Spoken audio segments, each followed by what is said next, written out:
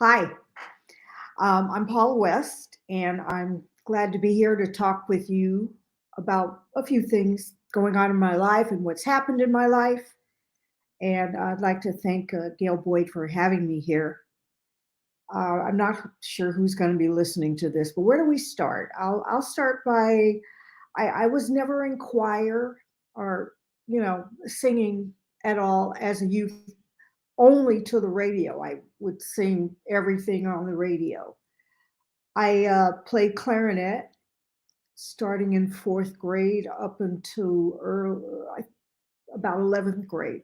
I, I played clarinet and I regret quitting. I was pretty good. I was in the all city honor band and all of that, but it just wasn't a cool thing to do. But I've never known anybody who did not regret quitting playing an instrument. But the love of music has always stayed with me. And I graduated high school. I was in college. I didn't know what I wanted to do the rest of my life. But I had a love. I thought I didn't have a voice that was offensive or anything. And so I started with taking the singers, they call it shower singers workshop with learning addicts, and I just decided to take that.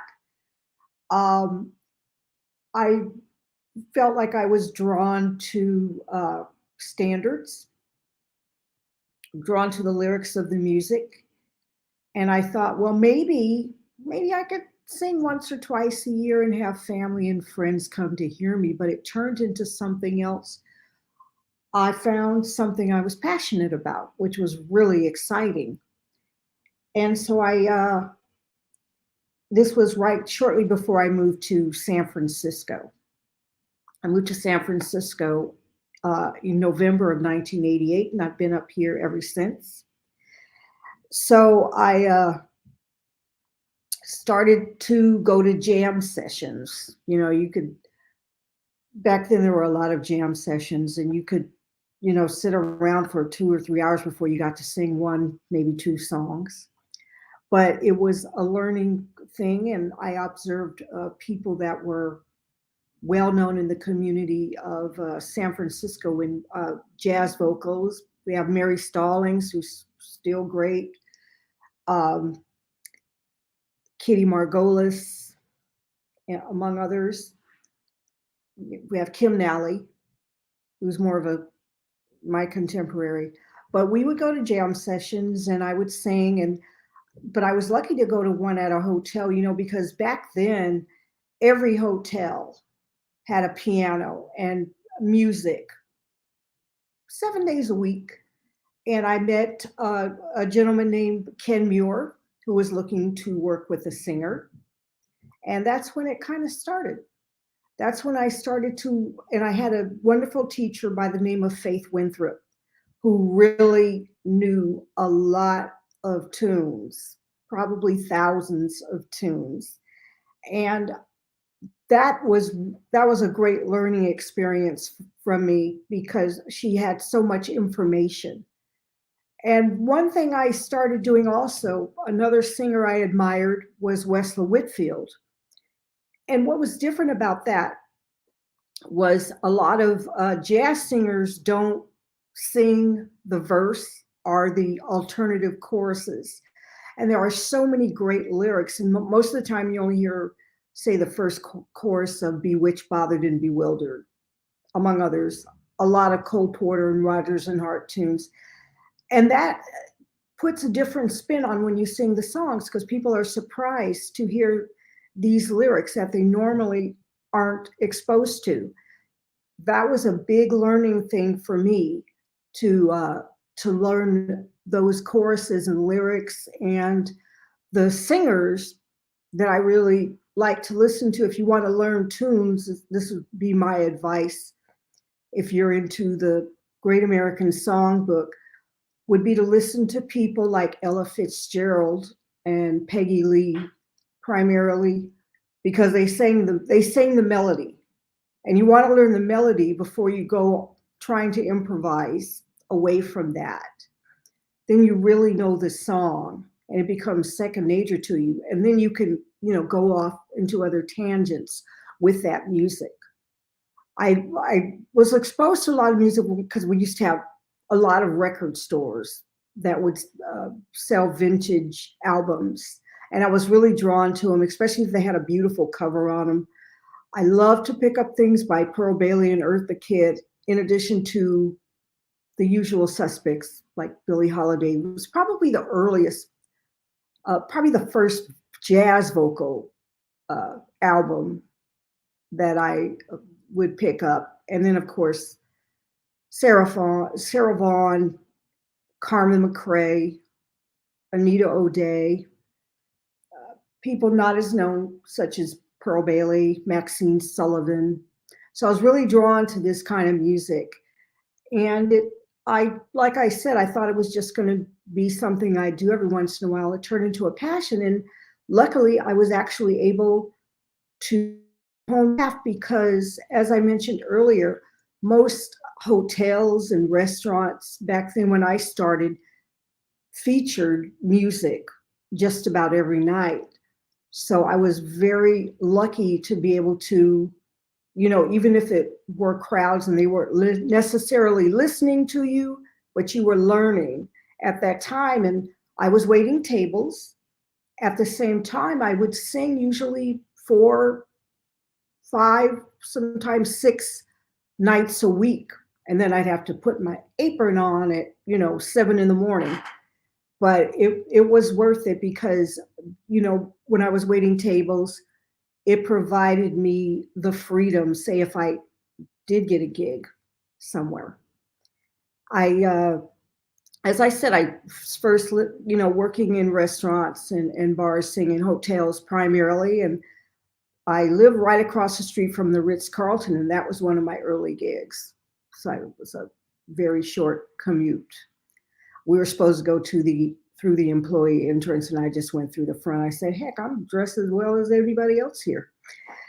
Working with Ken, finally put a CD together back in 1995. It was my first CD. It was called Temptation. And just last year, at the end of December, I was fortunate enough to have an article written about that music. And it's kind of brought the memory back to that. And it was my first CD, and it was really, I was very happy to have product finally. I've had 3 CDs since that. The second one was Restless. Third was Come What May. And the most recent, which hasn't been so recent, was 2012. And it was live at Jazz Standard. So we recorded it at the wonderful venue that is no longer with us right now. Hopefully it'll happen in the future at the Jazz Standard. So I was working with Ken, and also during that time, after I got the CD to be produced, was self-produced. I got to sing at the Algonquin for the first time in '96. Yeah, I got to sing at the Algonquin, and I sang there for around 12 years. And it was a lovely time to be in New York because I was always there in the fall. And I would do it 3 or 4 weeks in a row, which was lovely to do and have groups there. And the show only got better. I usually do the same set for that period, and the next show would be entirely different. But after, the music just kept getting better and better when you did it. I did it with Ken, but I also was very fortunate I got to work with Mogu Miller for a week there, Eric Reed, Bill Charlap, and Bruce Barth. And so it was nice getting to know the New York scene, so to speak. I've got to play, well, this weekend, if you're listening to it now, I'll be at Smoke Jazz and Supper Club, excuse me, on the Upper West Side. And we will, I have John Chin, pianist John Chin, Ed Cherry, whom I worked with since 2006, guitarist Ed Cherry. We have Jerome Jennings on the drums, who I've worked with for several years now, and Sean Connolly. I haven't worked with him in a couple of years, but he's lovely. It's really important to, in my opinion, to get along with the people. You could have great people, but it's a team game, and I love the skills that all of these people have. They bring their gifts to the stage. I don't know we never know what's going to happen. And that makes it exciting too, because I've been fortunate enough to have, if I have week-long runs and things like that, where people will return and they'll find out that it's different. I was very shy at first when I started. I was practically clinging to the piano. But now I look at it as a performance where you're just kind of singing in people's living room. And you're just trying to have a conversation with people. I feel like it's important also, when you do a program, to put people through different moods. We're going to swing, we'll do up tempo, there'll be some romance, but I also feel like it's great to have a sense of humor and bring humor into the music and find humorous tunes. Only keep the ballads to a minimum. Otherwise, I don't think people really appreciate them. So I feel like I've gotten really good about putting a set together. We're going to be, in addition to doing it at Smoke, but what I like to do, because I felt like the American songbook has expanded. It's not just Irving Berlin and Duke Ellington and Rodgers and Hart, Cole Porter, Harold Arlen. I do a lot of Bob Dylan now, not in one set. I have done an entire Dylan show at SF Jazz and was sold out and everything. I'd like to present that one in other places. It would be nice. He's my favorite songwriter. I think he's a genius. Of course, he won a Nobel Prize a few years ago in literature, and I thought it was well deserved. I'm just drawn to the music, and it still stands today. Good tunes always work. They're versatile, and that's what's important for me also. And I'm pretty political. If you ask me, I will tell you what I feel. And if you say something and I find it offensive, I will let you know. The Bob Dylan tunes, the politics in them are still important today. They still stand the test of time. Now, in addition to doing Bob Dylan, I've done songs recorded by people like Glenn Campbell. The music was written by Jimmy Webb. I've done Hank Williams. It goes on and on. I've done David Bowie and Lou Reed. So I like to I like people to be surprised. I think it's important to have elements of good surprises, of course. So I think that's important also. And but I felt very fortunate to work with people I like and love as human beings. So when we're at Smoke, you're going to hear a different. I think it's going to be fun, and this will be the first time that I've performed in New York since November of 2019. The last time I was here, I was at Dizzy's, so it was right before what happened. I will be back at Dizzy's next March. That's all set and ready to go. There used to be a room in San Francisco called the Plush Room, and that's I used to do 10 weeks there, and that was fun. The Plush Room no longer exists. We have there was a place called the Raz Room, and I did around the same amount of time. Now it is Feinstein's at the Nico Hotel, and I'm usually there a couple of times a year. I feel very fortunate that I have a really nice following primarily between San Francisco and New York. I used to travel in Europe more, and I want to start doing that again, going to Europe. It's different there because you can't just do some really clever Cole Porter song. It's got to swing. Maybe you do more familiar material, which I of course you should have a few tunes that are, well, in my opinion, you should have a few tunes that are familiar, but introduce something different. And the thing about doing something different, they can't come, no one's going to really know how to compare you to somebody else. And that's one way you find your own voice. And the lyrics are, it's about telling a story for me. I'm just talking, I'm just talking to you like we were just having a regular conversation, but hopefully you're getting what I'm saying, and it usually works. It usually works out. And that's another reason why you know what your best strong material is and how to develop new material is by listening how the audience responds to those songs. I'm very grateful to have, once again, really supportive musicians in my corner to do that. And I've known quite a few of them. I've got to open up for people when they were, I opened up for little Jimmy Smith, no, excuse me, little Jimmy Scott when he was alive. I met Oscar Brown Jr. and we did a concert together. There's another great songwriter. When I do The Snake is one of the most popular songs that I'll do in a set. But I've got to work with people and meet people. And I've got to see some people before they passed on. I saw Carmen McRae and Ella Fitzgerald live and Anita O'Day.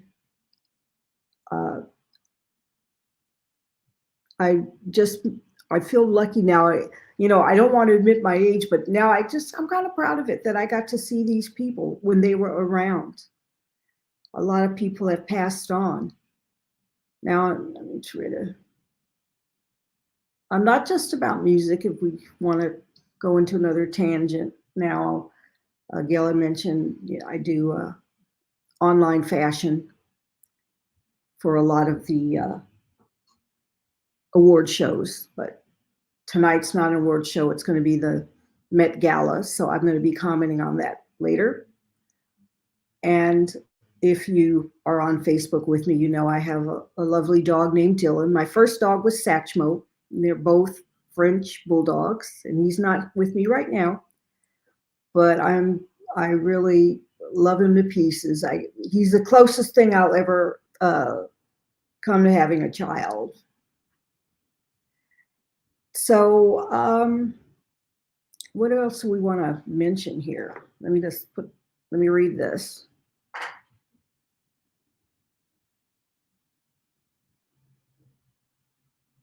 I haven't really had personal conversations with too many of people that are older than me, because maybe a lot of them aren't around anymore, but they are white. I feel like anytime I go to see a great performer, it's a master class, and I try to take I'm always learning something like, wow, that was interesting. That song was great, or the delivery of it, the arrangement of it. I feel it's important to try to make a song your own. And a great way to do that is, it's interesting because, for example, doing something like Bob Dylan, doing a female covering a male song, you're in an advantage there. And rather than trying to do those things that we all did when we first started, we all tried to, sound like Billie Holiday or Ella Fitzgerald. Well, we don't.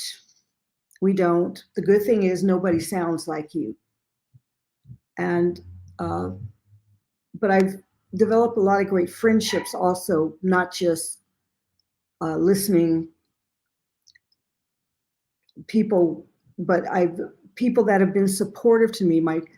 The first people that were supportive with me were the people I used to wait tables on. And then all of a sudden, I was working a breakfast shift, and you do that. You got your regulars, and all of a sudden they go, what is it about you, or what do you do? You must have something else going on. And when I finally started getting some gigs, I would, I said, well, I'm going to be here, and they would come.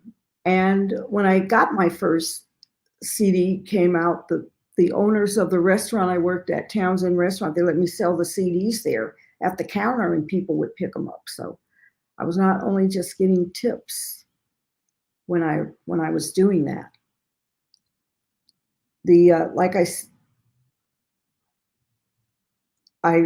yes, it's important. But let me see if there's something else I might be missing. Oh yeah, well I did. I'm smoke once again. I'm going to be there this weekend, and hope you can come out. And if you haven't seen me before, check it out. I think you'll be happy. You'll definitely like the musicians that I'm working with for that. We've gone through a lot all over the world in the last several years, and I was inspired to do "Give Me Some Truth" by John Lennon when You Know Who Was in the White House. You don't normally hear that, but I just couldn't stand around and act like, oh, we're just gonna, I'm just gonna wear my beautiful dress and, sing some love tunes, because there's just so much going, and it's still going on, and I'm not going to stop singing about it. That's really important to me. Let's see, what else can I say? I love to travel. I love living in the Bay Area. I live in San Francisco. We're so close to many other things. We have great food here. Looking forward to getting some nice meals when I'm in New York. I'll be there afterwards, hang out and everything. I have very good friends there, so I'm looking forward to that too. The website, we have a website. If you ever want to find out what's going on, and I believe this is going to be available. If you want to pass it on to people, it'll be on YouTube right afterwards, I believe. I'm not quite sure. I should have brought Dylan. That would have passed the time. That's what I should have done. You want to talk about maybe your next CD? Oh, I do want to make a recording. It is long overdue. I have some of the funding for that, and I've got a lot of material because it's been since 2012 since I recorded, and I've learned a lot of stuff between that. I have more than enough material. I'm doing a concert at SF Jazz that's celebrating the anniversary of the Temptations CD, and we're hoping to press LPs for it. I didn't make an LP initially, but for this recording, but I'd like to do that for the concert we have in June at SF Jazz. It'll be at the Herbst Theater. I'm grateful for SF Jazz. They've done a lot for me, before they got their own performance spaces. But I'm going to look into getting funding, perhaps to make, could be the last CD. A lot of people are getting their music online, which is fine. I get it, because the albums and CDs take up so much space, and I'm in a rent control, grateful for that, 1-bedroom in San Francisco, but it's in a nice area. And I know we've had our problems here as other major cities have the last few years, but we'll be back. We'll be back. And it's still wonderful. And the thing that makes it great for me are having good friends and a good support network. So I will hope that you will come to Smoke this weekend, and we can keep in touch, and you can find out a lot of stuff at the show. How much more time do we have? 4 minutes. 4 minutes, okay. Well, I'm going to be commenting on the Met Gala tonight. I do that. Oscars, Golden Globes, Emmys, and all of that, and it's fun. So, but I have to try to pack and leave for tomorrow. I am kind of glad it's not going to be hot there, but I was hoping for a little warmth. But I'm looking forward to going to New York and grateful for friends that are going to show up. And you should show up too, because I think you'll have a good time.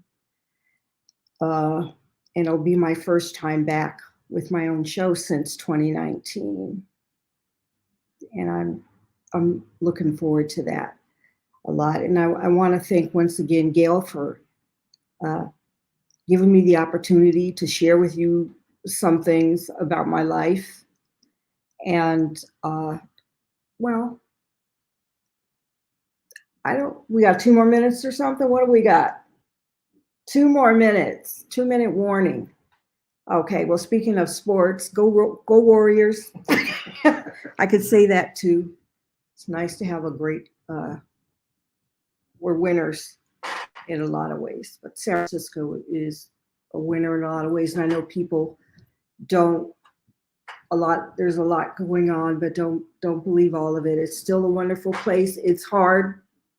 It is hard, particularly when COVID came around. And actually, during COVID, I was very fortunate enough to do some live stream shows because, everything shut down. And we had like 700, 800 people view, and they, just contributed through Venmo and PayPal, and it saved my butt. And that was thanks to Ken Folk, wonderful designer that has a beautiful space in San Francisco called St. Joseph's Art Society. So I was lucky enough to perform their live stream, and people said, "Oh, we're going to have a signature cocktail, and we're getting dressed up in our living room," and it was fun. And that was the closest thing that you could have at that time, and people really appreciated it. And I appreciated people viewing it, and that I had that outlet. All right. Anything? If you could ask, thank you. Bye bye.